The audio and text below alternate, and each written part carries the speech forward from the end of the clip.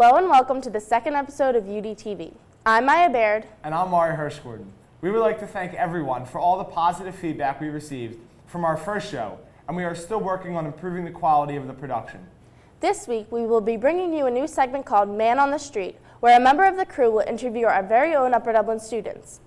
Before we get there, let's go to the weather ball to see the forecast for the upcoming weekend with Yale Alpert. Good morning, Upper Dublin. The weather this weekend is looking good. Friday, we are looking at a high of 56 and a low of 45 with 10% chance of precipitation. Saturday, there will be a high of 59 and a low of 42 with little chance of precipitation. And Sunday looks great with a high of 60 and a low of 43 with no chance of rain. Back to you in the studio. Welcome to Inside the Nest. The start of Spirit Week begins tomorrow. That's right, Spirit Week has arrived. It all kicks off with the worm eating competition tomorrow during lunch. Don't forget, since we have off next Wednesday, Hat Day has been moved to Friday. The rest of the theme days go as follows: Dress Up Day on Monday, Hawaiian on Tuesday, Pajama Day on Thursday, and Class Color Day on Friday.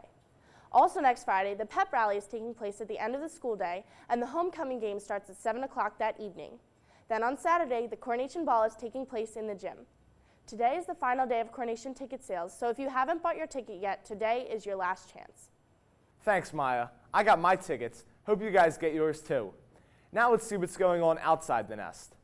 On Sunday, October 16th, the Martin Luther King Jr. Memorial was officially dedicated by President Obama in Washington, D.C. The King Memorial is located on a 4-acre site on the National Mall. The dedication was originally scheduled for August 28th, which was the 48th anniversary of the speech, but it was postponed due to Hurricane Irene and the earthquake. It was a day of emotion, as organizers telecasted a black and white film of King's famous 1963 I Have a Dream speech. A crowd of thousands, which included people who had been present at the original speech or who had watched it on TV, listened as history was made. Thanks, Mari. I haven't been to D.C. in a while.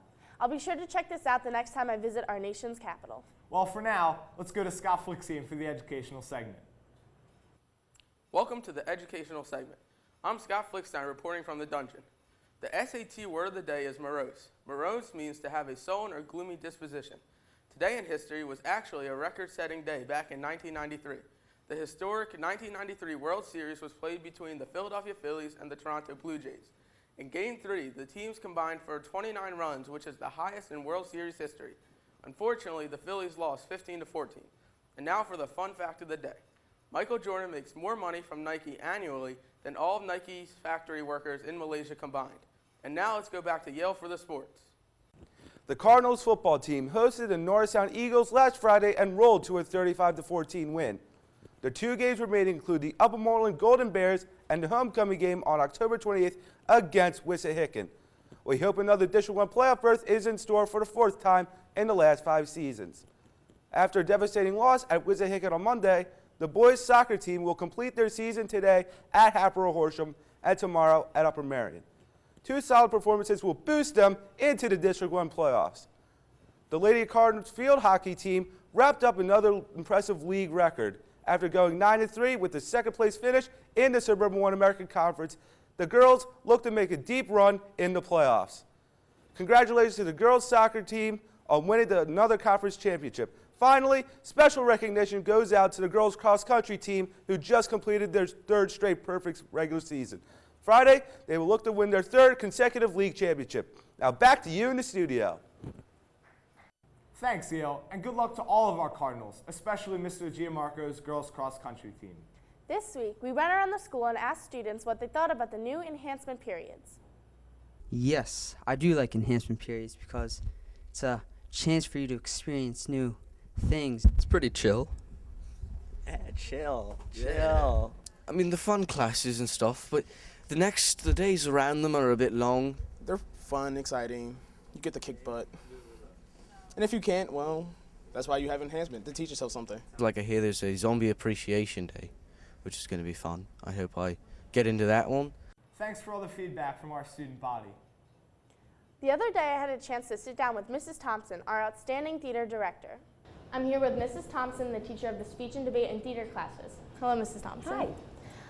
So in addition to your super busy school schedule, you're also the club advisor to the drama club. So can you tell us a little bit about your upcoming theater season? Oh, I'd love to. Very busy season this year. We're starting off with our fall drama, Rabbit Hole, written by David Lindsay Abair, Pulitzer Prize winning play that I think the students are really going to love, and that's in November. Then we move on to, in January, a family-style Broadway show concert, Broadway Rocks for Kids. We'll be using elementary school kids, middle school, and high school.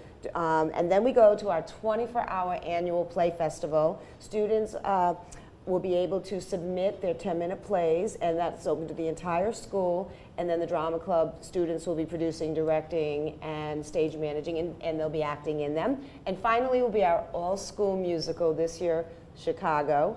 And we'll actually be performing at Wissahickon High School and rehearsing here, and that will be in April. That's awesome. Yeah. Thank you so much. Oh, you're very welcome. Thanks again, Mrs. Thompson. Earlier this week, our very own Ryan Sachs went down to Thomas Fitzwater to find out more about something called the weather bug. Hi, I'm here with Mrs. Toth. So, what is the weather bug? The Weather Bug is an online weather station that was installed at Thomas Fitzwater in last June, and we're starting to use the program in our schools. You have live, up-to-date weather information along with videos and online access for teachers and students. All right, what is some information I can find on the Weather Bug website?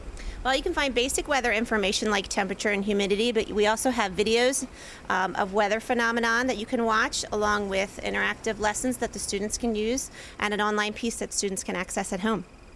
What's the coolest part about the weather bug? The coolest part is that the information is live and you can access that at any point in time. For example, if I want to know the temperature and see a picture in Norwich, United Kingdom, I can just click right on the weather bug, look it up, and there's a live picture right there so I can see the weather. Back to you in the studio. Aw, thanks so much, guys. Now we're going to go over to Miranda for It's Poppin'. Welcome to It's Poppin'. I'm Miranda, and this week we decided to change things up a little bit. Since most of you probably know all the current pop culture, we're going to learn about the fads of another decade. This week we're going to take a trip back to the 80s.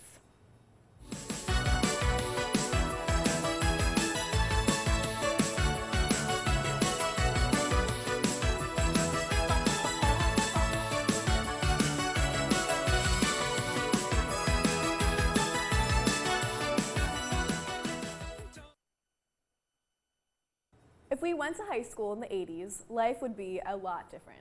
Instead of watching pre-recorded shows on DVR, listening to our iPods, and playing on our Wiis and Xboxes, we would be watching on our VHS tapes, listening to our Walkman, and playing on our Nintendo Entertainment Systems. Girls would spend a lot more time spraying cans of hairspray into their permed hair, and guys would be tending to their mullets.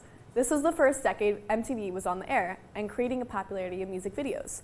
Whenever I watch movies and videos of this decade, I always appreciate the retroness. Then again, in 20 to 30 years, people will be saying the same thing about our decade. Now back to you in the studio.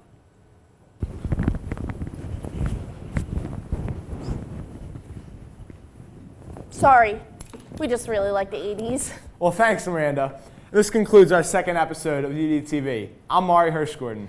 And I'm Maya Baird. For the entire crew at UDTV, thank you for watching and have a great day.